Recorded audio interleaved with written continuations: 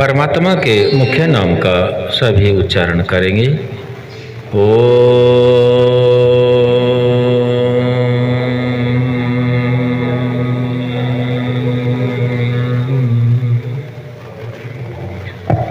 विषय चल रहा है वैदिक संध्या।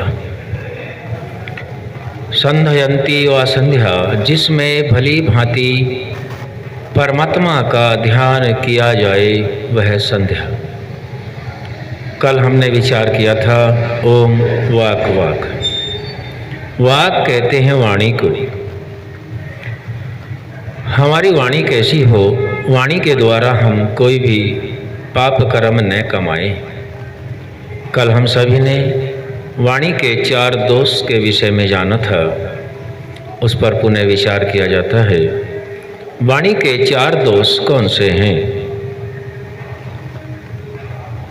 वाणी के 4 दोष हैं अनृत, पर, सूचना, असंबद्धानी। अनृत माने झूठ नहीं बोलना चाहिए। झूठ बोलना वाणी का पहला दोष है। पर कठोर बोलना, कठोर बोलना वाणी का दूसरा दोष है। सूचना, चुगली करना वाणी का तीसरा दोष बताया हमारे महापुरुषों ने। अनृत, पर, सूचना, असंबद्धानी। असंबद्धानी का अर्थ है लांछन लगाना। देखा नहीं, सुना नहीं, लांछन लगाना, बिना वजह दोष लगाना, इसको कहते हैं लांछन। तो ये 4 प्रकार के दोष वाणी के हमने कल जाने थे। आज हम वाणी के द्वारा पुण्य जानते हैं, समझने का प्रयास करते हैं। वाणी के 4 पुण्य भी हैं। कौन से हैं बताएंगे कोई?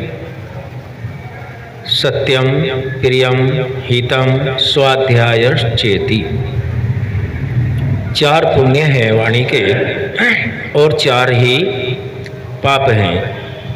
तो पाप कर्मों के विषय में हमने कल जाना, जो वाणी के दोष हैं, और वाणी से हम पुण्य भी कमाते हैं। यदि हम दोष युक्त कर्मों को करते हैं तो पाप मिलता है, और पुण्य युक्त कर्मों को करते हैं तो पुण्य मिलता है। दोनों में वाणी विद्यमान है, पाप में भी और पुण्य भी। तो वाणी के द्वारा भी हम पाप पुण्य जमा करते हैं। और संध्या में पहले वाक वाक ही आया है। तो वाणी के 4 पुण्य बोलो मेरे साथ। सत्यम, प्रियम, हितम, स्वाध्यायश्चेति। सत्यम, सत्य बोलना चाहिए। दूसरे नंबर पे आया है प्रियम। सत्य तो होना चाहिए, लेकिन वह सत्य प्रिय भी हो। सत्य कठोर नहीं होना चाहिए। सत्यम, प्रियम। अब तीसरे नंबर पे क्या आया? सत्य भी हो, प्रिय भी हो, लेकिन हित में हो, अहितकारी ना हो। सत्यम, प्रियम, हितम। अब चौथे नंबर पे आया स्वाध्यायश्चेति। स्वाध्याय, स्वाध्याय किसको कहते हैं? हाँ, अशोक प्रधान जी बताएंगे स्वाध्याय किसको कहते हैं। ओम, जो स्वाध्याय यानी शास्त्रों से, वेदों से, ग्रंथों से पढ़ कर, जैसे स्वामी जी ने लिखा, बोल लो पर पहले तोल लो, वो सही भी है या नहीं है। स्वाध्याय का अर्थ कुछ प्रधान जी ने बताया है। स्व माने अपना, अध्याय माने अध्ययन करना। किसके लिए? उन्नति के लिए। अपना कौन? आत्मा। आत्मा की उन्नति के लिए जो अध्ययन करना होता है वह स्वाध्याय है। और किसका अध्ययन करना होता है? अभी हमने कल एक शब्द को रखा था, क्या था जी वो?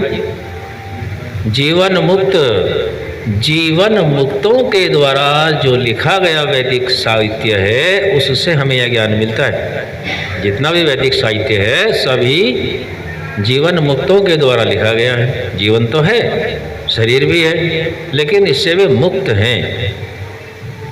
प्रकृति से उन्हें कोई लगाव नहीं है, प्रकृति साधनों से नहीं है, इसीलिए उनके सिद्धांत प्राणी मात्र के लिए होते हैं। जैसे परमात्मा के सार्वभौमिक सिद्धांत हैं, ऐसे ही जीवन मुक्तों के होते हैं। तो स्वाध्याय उनका करना चाहिए।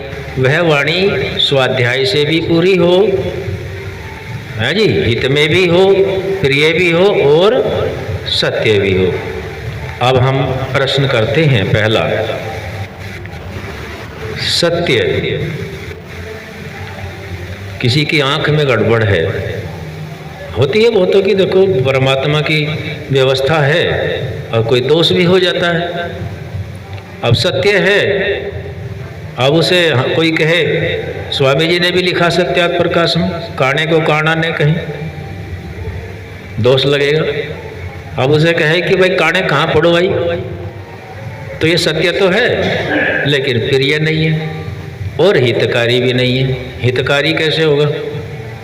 प्रिय, दूसरे को तो प्रिय लगना नहीं, आराम से पूछा जा सकता है, भाई बड़ा दिक्कत आती होगी, कैसे गड़बड़ हुई है, कैसे काम चलता है। तो इस तरह की प्रेम पूर्वक बातें भी की जा सकती हैं यदि कुछ कहना ही है।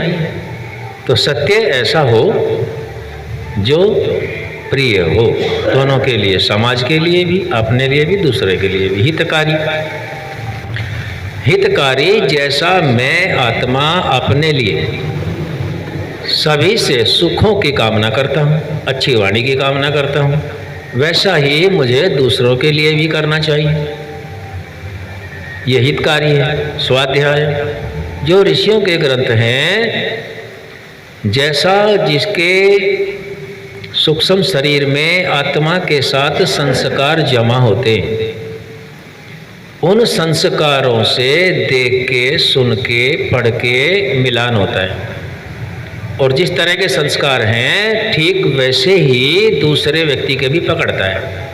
यदि संस्कार पाप युक्त हैं तो सभी पापी दिखाई देते हैं, क्योंकि ये सांख्य दर्शन में कपिल मुनि ने सूत्र दिया है कुसुम का, कि शीशे में के सामने गुलाब का फूल है तो शीशा लाल दिखाई देगा। शीशे का कुछ दोष नहीं है, वो तो उसमें वैसा ही दिखाई दे रहा है। यदि हरा है तो हरा दिखाई देता है। तो आत्मा भी वैसा ही हो जाता है। जैसे संस्कार होते हैं, आत्मा वैसा ही निर्णय देने लगता है। जैसे शीशा, दर्पण जैसा सामने वस्तु होगी उसको वैसा ही दिखाता है। तो हमें स्वाध्याय से पता चलता है कि हमारे अंदर कौन सा दोष बरत रहा है, क्योंकि सभी प्राणी मात्र के अंदर तीनों गुण विद्यमान होते हैं।